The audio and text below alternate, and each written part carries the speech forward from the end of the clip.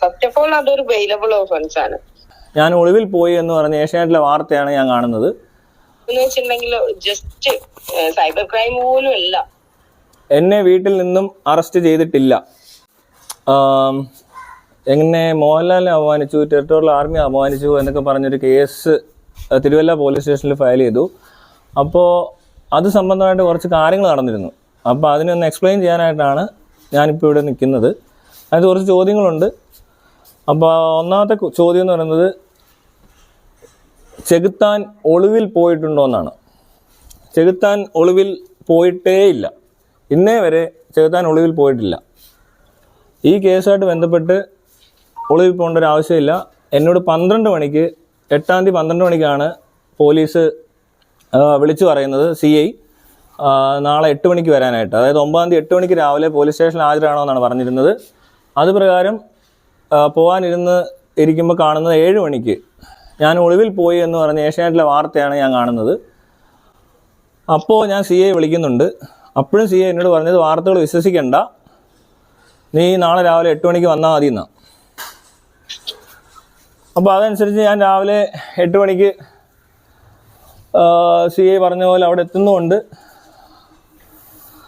അത് കഴിഞ്ഞിട്ട് എന്നെ ലോക്കപ്പിലാക്കുന്നതാണ് സംഭവിക്കുന്നത്. പിന്നെ അടുത്ത വാർത്തയെന്ന് പറയുന്നത്, പിറ്റേ ദിവസം കണ്ടത് എന്നെ വീട്ടിൽ നിന്ന് അറസ്റ്റ് ചെയ്തെന്നാണ്. അതാണിത്. പിടിച്ച് ചെകുത്താനെ വീട്ടിൽ നിന്നും അറസ്റ്റ് ചെയ്തോ? എന്നെ വീട്ടിൽ നിന്നും അറസ്റ്റ് ചെയ്തിട്ടില്ല. ഏഷ്യാനെറ്റിന് പറ്റിയൊരു തെറ്റാണ്. ഒളിവിൽ പോയ ഒരാളെ വീട്ടിൽ നിന്ന് അറസ്റ്റ് ചെയ്യുമെന്ന് പറയുന്നതിനകത്തൊരു തമാശയുണ്ട്.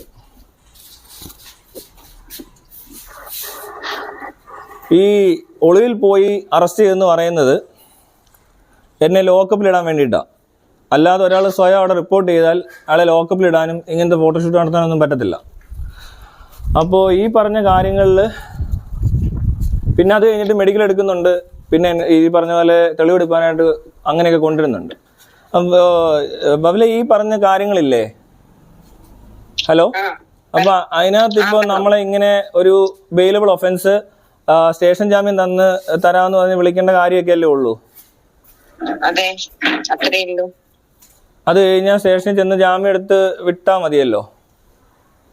അതെ, മതി. വേറെ എന്തൊക്കെയാ അതിനകത്ത് അങ്ങനെയുള്ളൊരു കേസ് വന്നാ ചെയ്യുന്നത്?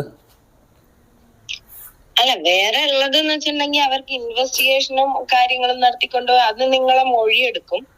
മൊഴിയെടുത്തിട്ട് നിങ്ങളെ ഇതില് എന്തൊക്കെയാ മീൻസ് എവിഡൻസ് എന്തൊക്കെയാണോ അവർക്ക് എടുക്കേണ്ടത്, ആ എവിഡൻസ് അനുസരിച്ചിട്ട് നിങ്ങളുടെ മൊബൈലിനോ നിങ്ങൾ എവിടെയാണോ വീഡിയോ ഇട്ടിട്ടുള്ളത് അതിന്റെ URL-ഉം കാര്യങ്ങളും ഒക്കെ എടുക്കുക എന്നുള്ളതേ ഉള്ളൂ. അതിലെന്ന് വെച്ചിട്ടുണ്ടെങ്കിൽ അവർക്ക് പരിശോധിക്കണം എന്താണ് ശരിക്കും നടന്നത് എന്നുള്ളത്. ആ പരിശോധന ഒക്കെ ആവശ്യമുള്ളൂ. കാരണം അതിൽ ബെയിലബിൾ ഓഫൻസ് ആണ്. ഫസ്റ്റ് ഓഫ് ഓൾ അതൊരു ബെയിലബിൾ ഓഫൻസ് ആണ്. സെക്കൻഡ് ഓഫ് ഓൾ അതെന്ന് വെച്ചിട്ടുണ്ടെങ്കിൽ ജസ്റ്റ് സൈബർ ക്രൈം പോലും അല്ല. അത്രയും ജസ്റ്റ് ആയിട്ടുള്ള